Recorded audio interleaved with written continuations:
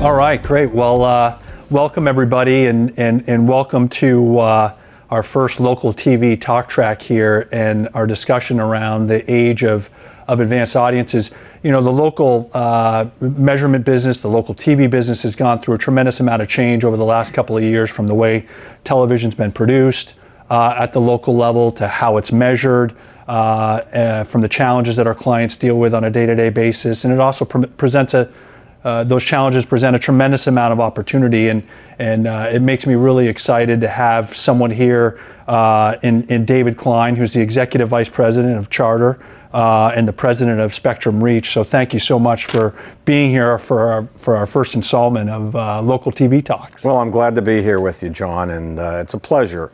I just want to give people a little insight into what I do. At Spectrum Reach, I oversee all the ad sales and media sales for Charter Communications, which is their cable systems, regional sports networks, regional news networks. We're heavily into streaming, linear, VOD. We're probably have one of the largest sales forces nationally, spread throughout 41 states, and do billions of dollars in revenue. The local business is near and dear to our heart. That's great. Yeah, in terms of anyone who's buying locally is buying cable, can you just talk a little bit about the importance of local to the broader media ecosystem? Well, local is extraordinarily important to the communities that we're in, obviously, in terms of advertising.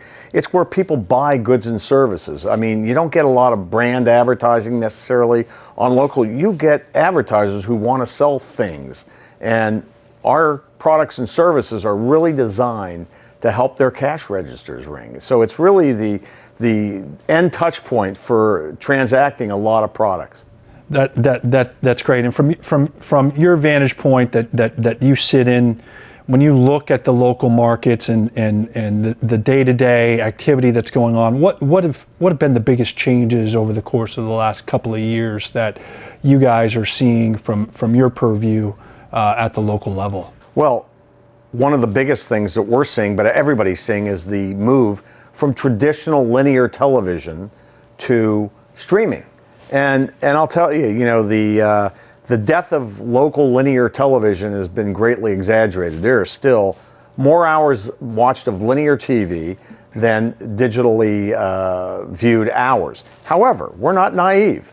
It's changing over time, and I think there'll be a crossing point at some time in the future.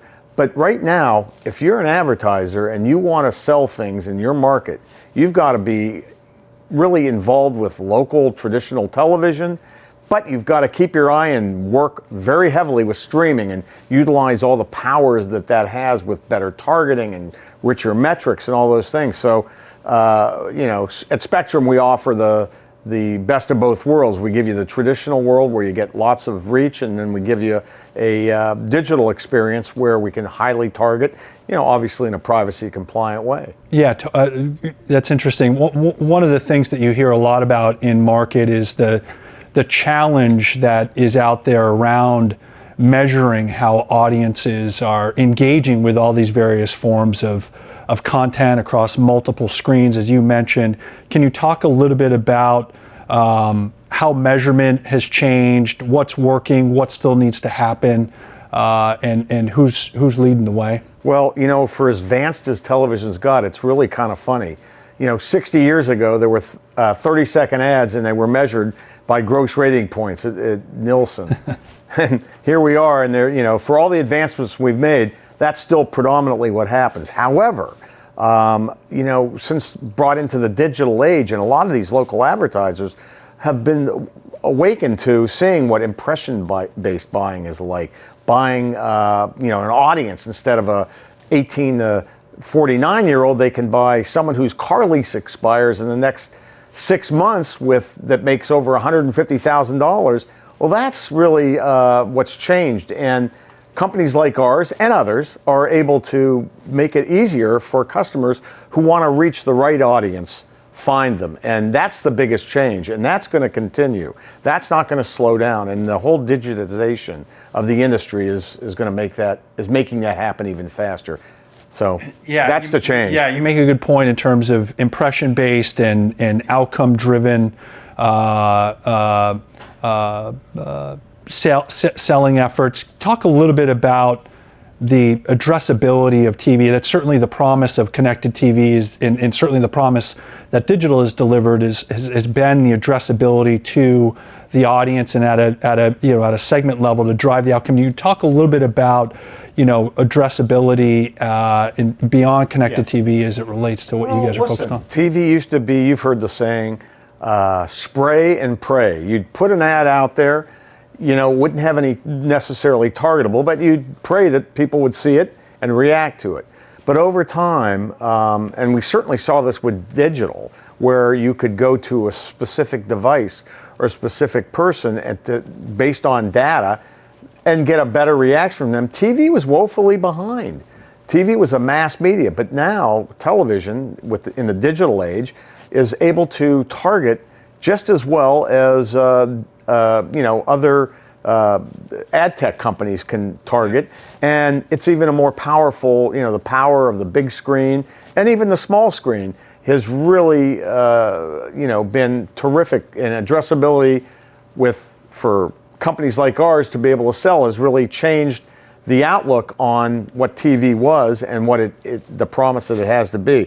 I would also say that networks are starting to realize that they don't have to send the same ad to Miami as they send to Seattle, Washington. Yeah. So we're using our infrastructure, the cable and MVPD infrastructure, to help networks like AMC and Discovery to be able to tailor their ads to different targeted audiences, so it doesn't have to be the same ad everywhere at the same break. So, it's really changed the whole complexion of what television was, but what it is now.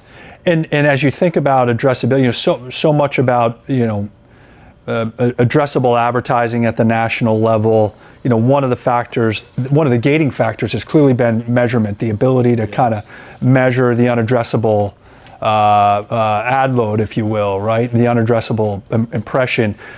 Where do you see measurement evolving around addressable? Is that a need that needs to be resolved in order for the industry to move forward? Yes, it does. But I'd say it needs to evolve even without addressability. It needs to be you need to be able to measure audiences, and not just a subset of them, but try and get census data where you have millions of devices collecting data. And then it's not only important just to tell the advertiser how many people saw their ad, but when you have huge amounts of data in a privacy compliant way, if you could tell a client, you bought a big schedule from us, we can tell you who saw the ad, not by name, but in aggregate by address, and then they went to your website so they can have attribution.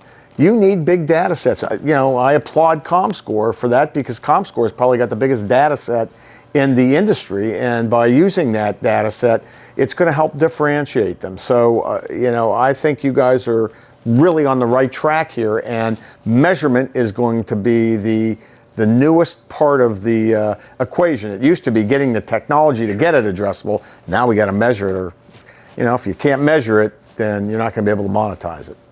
If looking ahead here, obviously there's a lot of challenges in the macroeconomic environment. You're certainly starting to hear a lot about a pullback in advertising. Inflation's at top of mind for many consumers.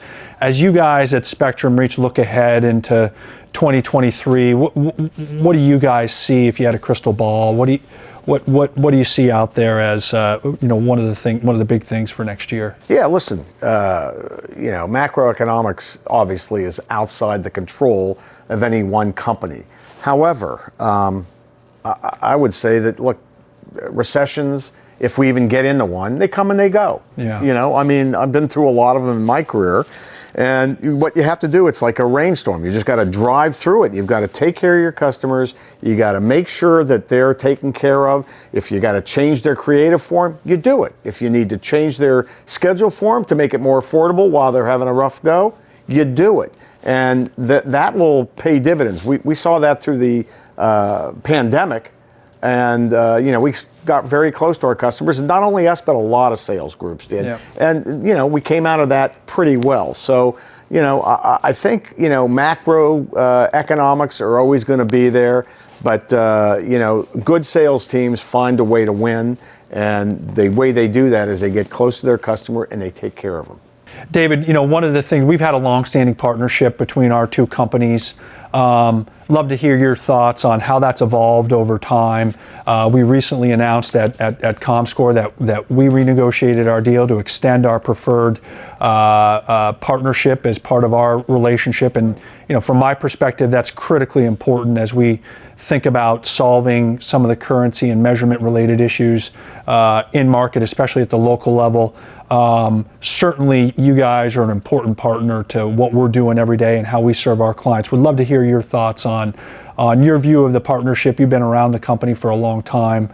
Talk a little bit about how you guys at Charter view the relationship here with Comscore. Well, it's a critically important relationship that we have with Comscore. I mean, you can invest in companies, and the big reason you invest in them is you believe that you're better off having equity in them and having a say in what they do versus just signing a commercial agreement. Sure. Now, we spent a lot of money buying into to Comscore because we really felt like being closer to you guys would be able to help us better monetize our inventory. And it's rare when you can find a strategic partner like Comscore assist with measurement and all the things that you offer, but also offer a good financial upside to Charter.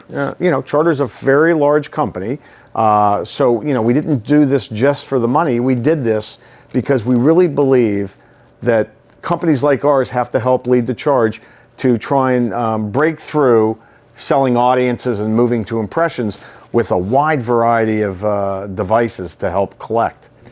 David, one of the things that we hear about from our client set all the time is that, look, it's great that you guys are measuring the activity that's going on in the ecosystem, but at the end of the day, it's about driving outcomes. Can you talk a little bit? So much of this industry was built off of, buying against GRPs, obviously in a digital, in a more digital forward ecosystem that we're all operating in. A lot of this is impression based. Yeah. Talk about the importance here of outcome driven measurement, not just measurement. Can you talk a little bit about that? Yeah, I will. I mean, we're hearing it from clients too, our clients as well, and we have 40,000 clients on a year in all our various markets, and we hear from them a lot. They want to know that what they buy is effective and it works on there. So we're, attribution, you hear the word attribution a lot, and I talk about that where someone sees an ad on TV and they to go to somebody's website, can we tell if they saw the ad and did they go to the website? That's attribution. Well, we can do that now, and that's really important because at some point we're going to be asked, did they not only go to my website, but buy data for me to help me find out how much they've transacted and what's my reach frequency, and how many people saw my ad for the car dealership and actually went into the car dealer? Yeah. That's really where it's all going to evolve to. And we've been talking about it for years, but I really believe now with and that's where a company like Comscore is very valuable because it's hard when you have a panel in, let's say, Cleveland, Ohio, where you don't have as many. You have measurement, but it's only on maybe 1,000 or 1,500 homes, and you want to find out how many people saw the ad, actually saw it, and actually went to the website. You have to make estimates, but if you have millions of devices in Cleveland collecting data, viewership data, it's a lot easier to tell more deterministically, and that's where I think your company, Comscore, really has an edge over the others. So I see the data set you have becoming just more valuable over time. Yeah, it makes a ton of sense. Well, look, thanks a lot for being here, David. We really appreciate your support, and it's always great to connect. You too.